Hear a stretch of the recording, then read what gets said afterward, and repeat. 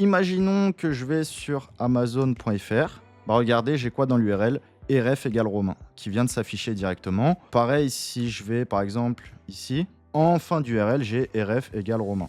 Allez, Michou, ça va frérot? On clique sur son compte secondaire d'actu, on ouvre une pop-up et on est redirigé. Ah ouais, ok, ça a ouvert plusieurs pop-up. Attendez, là, quelque chose m'a interpellé. Hello tout le monde, c'est Romain, j'espère que vous allez bien. Aujourd'hui, petit react, ça fait longtemps. Je voulais absolument vous partager cette vidéo sur laquelle j'étais tombé il y a quelques jours, qui est hyper pertinente, donc qui nécessite à être vue par plus de personnes. Et à certains moments, je ferai des petites coupures pour donner mon avis. Voilà, mais en tout cas, gros big up à la personne qui a fait cette vidéo, qui est derrière cette chaîne. Je mets toutes les informations en description et c'est parti. En termes de sécurité. Dans cette vidéo, il faudrait qu'on parle des gros risques que présentent tous les gadgets que vous installez sur Chrome ou sur Firefox. Alors on va juste mettre un peu plus rapide. Par exemple, on a cette magnifique extension, ChatGPT, mais qui n'était pas le vrai ChatGPT. Cette extension volait en fait vos identifiants Facebook en injectant du code malicieux sur les pages web. La création d'applications de plugins Chrome à but malveillant. Parce que moi-même, j'ai déjà édité, envoyé sur le store des plugins Chrome qui n'étaient pas à but malveillant, mais j'aurais pu très bien mettre en place des systèmes pour récupérer des informations privées, pour ouvrir des pop-up, pour faire de la manipulation de CTR factice et forcée. Voilà, donc on en parlera dans la vidéo, mais sachez que lorsque vous téléchargez et installez des plugins Chrome, ou même sur d'autres navigateurs, vous pouvez ouvrir la porte à pas mal de pirates, à pas mal de hackers. Et ce n'est pas un exemple isolé. Des extensions de ce genre, il en existe des centaines. Je vais rapidement vous faire une démonstration technique, comme ça vous allez très vite comprendre à quoi ça ressemble. Donc on se retrouve sur... Ça c'est fou, mais en fait avec un simple plugin bien codé, bien crypté, etc., on peut faire vraiment pas mal de choses sur le navigateur, donc de la personne qui l'a installé. Donc ça peut aller super vite. Par exemple, ici on a le champ name qui va contenir le nom de l'extension. C'est le nom qui sera affiché dans Firefox. On a le champ description. Plus important encore, on a le champ permission. Bon voilà, ça c'est toutes les informations basiques. Si vous avez déjà essayé de créer des plugins Chrome avec ChatGPT, globalement il vous donne plusieurs fichiers, dont le manifeste et dont certains fichiers qui sont requis pour envoyer sur la plateforme Google Chrome. Donc je vais avancer un petit peu plus et rentrer dans l'action.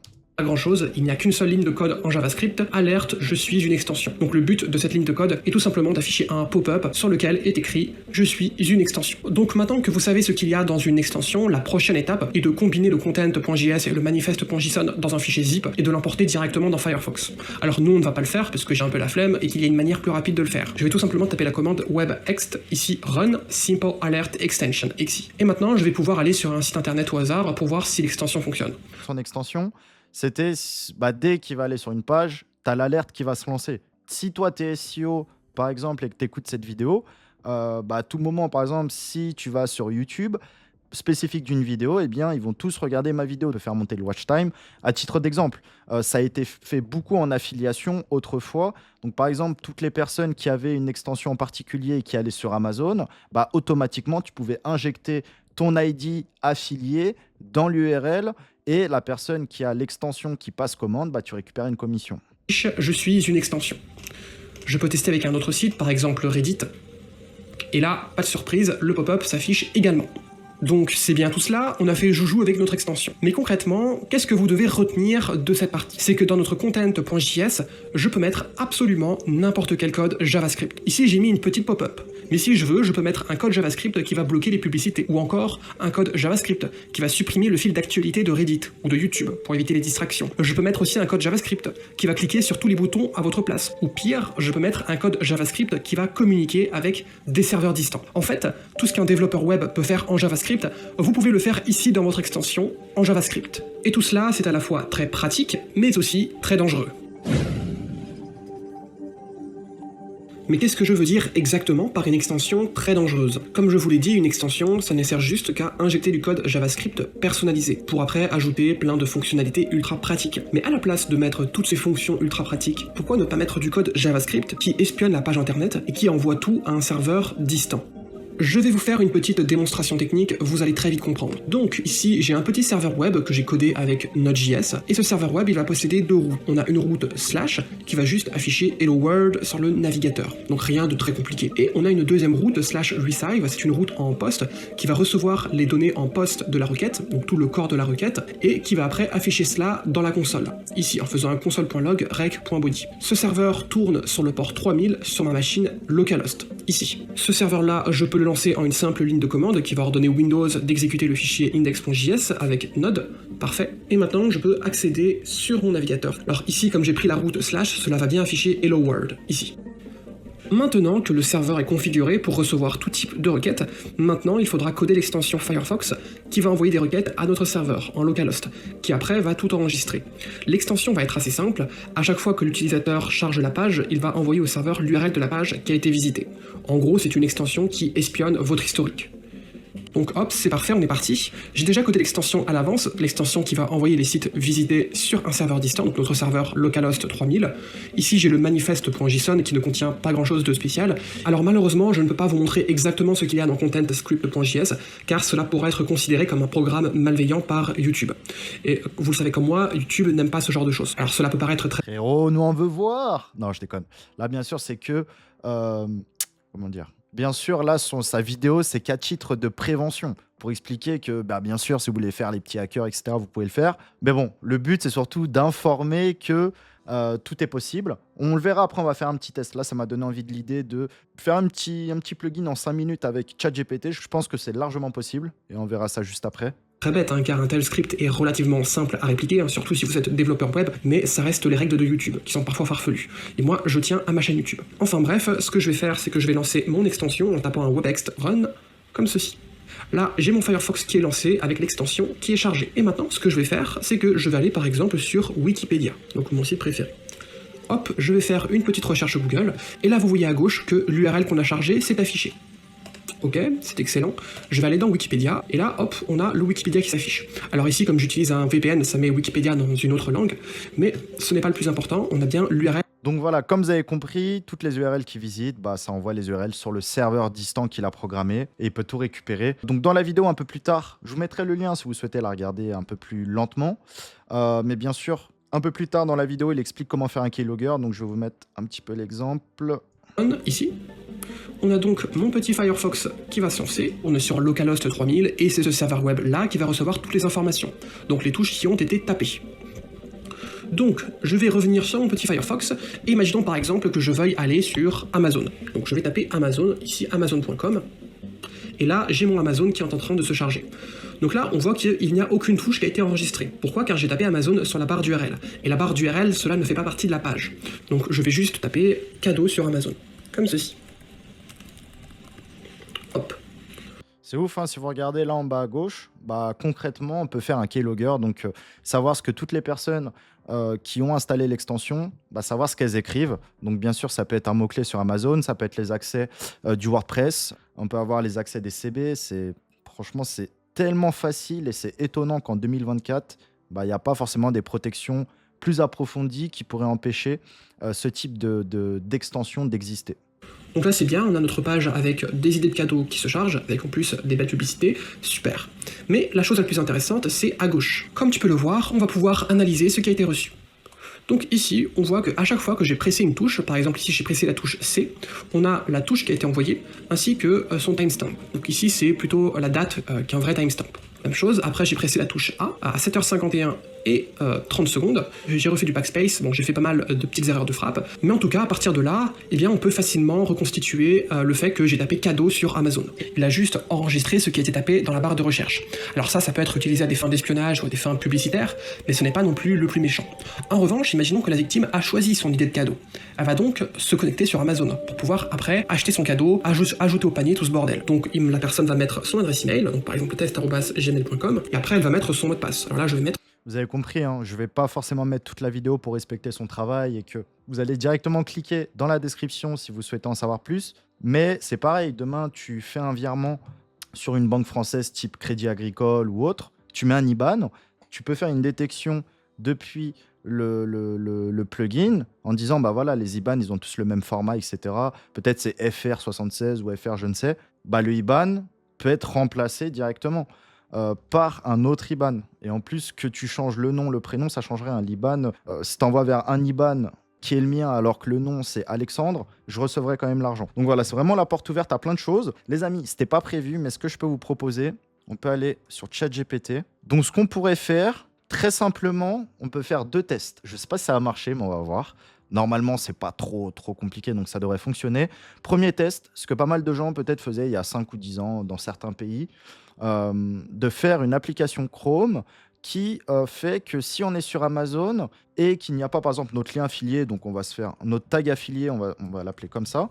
S'il n'y a pas RF égale Romain, ça devra l'ajouter automatiquement dans l'URL. Donc on va se faire un petit test, on va voir. Peux-tu me créer une application Chrome ayant pour rôle de, lorsque le visiteur accède au domaine amazon.fr ou une des pages du site amazon.fr, si l'URL ne contient pas le terme, on va l'appeler comme ça, rf égale romain, il faudra ajouter dans l'URL rf égale romain et rediriger l'URL initiale vers l'URL, on va l'appeler l'URL avec le terme.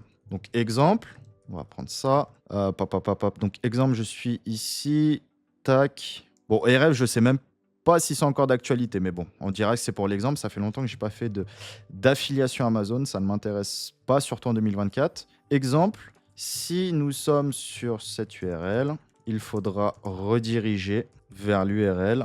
On va l'appeler comme ça. Bon, je ne sais pas si ça marche, mais pour l'exemple, ce sera ça. Disons que ça peut être rf égal ou si c'est Amazon, mais ça peut être une autre injection de paramètres en URL. Si c'est une autre affiliation, évidemment, là c'est pour l'idée. Pour vous montrer que ça marche, et surtout ne le faites pas, ou faites attention aux applications que vous installez. Donc là, il me dit pour créer une extension Chrome qui redit nanana, on crée un fichier, donc manifest.json, un fichier background.js. Ok, parfait. Donc ce qu'on va faire, on va copier. Ok, donc celui-ci, on va l'appeler manifest.json, et celui-ci, on va l'appeler background. Donc là, on voit s'il identifie le domaine amazon.fr, il rajoute ref égale romain. Ok, on va voir s'il est bon sur ça. Et on va l'appeler background.js. Extension 1, on va faire mode développeur, on va charger l'extension ici. Donc je charge l'extension. Amazon Redirector. Alors, du coup, les amis, du premier coup, ça marche pas forcément. Donc souvent, il y a des erreurs. Si je vous montre très rapidement, erreurs, etc. Mais malgré les erreurs, ça peut fonctionner. Je ne suis pas développeur du tout, en tout cas pas JavaScript ni spécialiste en application Chrome. Mais au bout de quelques minutes, je vais vous montrer que j'ai réussi à trouver, malgré d'ailleurs qu'il y ait une petite erreur.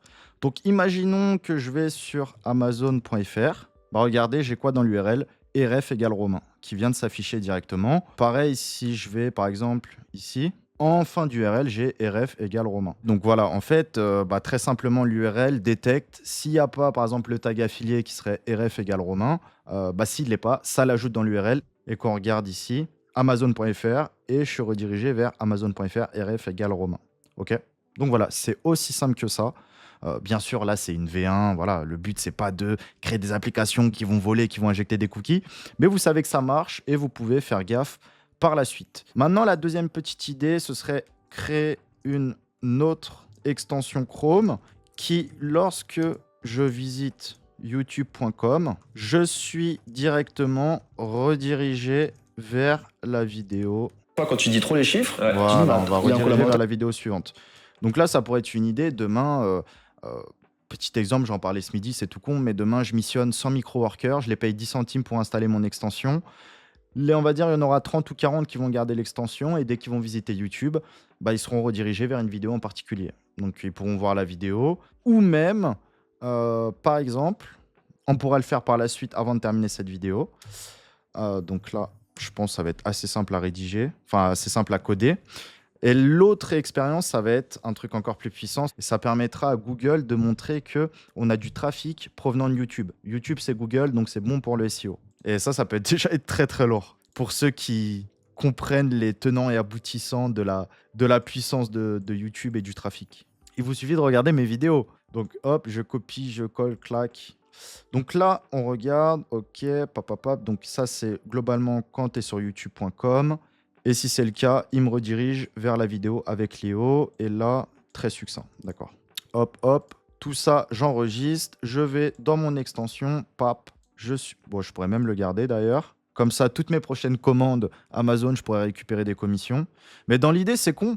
Mais voilà. Bon, après, je sais pas si le tag affilié est comme ça, mais vous avez compris. Du coup, bah là, imaginons, je refresh cette page-là. Sous-estimer Bah le voilà. multi-fois. Je suis redirigé vers la vidéo. Ok, Oui. là, il me redirige, d'accord. Mais par contre, si je clique comme ceci et que je fais... si par exemple, je viens de Google, normalement, il va bien me rediriger. Pap, pap, pap. 5 outils gratuits pour se former. Et je suis bien redirigé vers la vidéo avec Léo.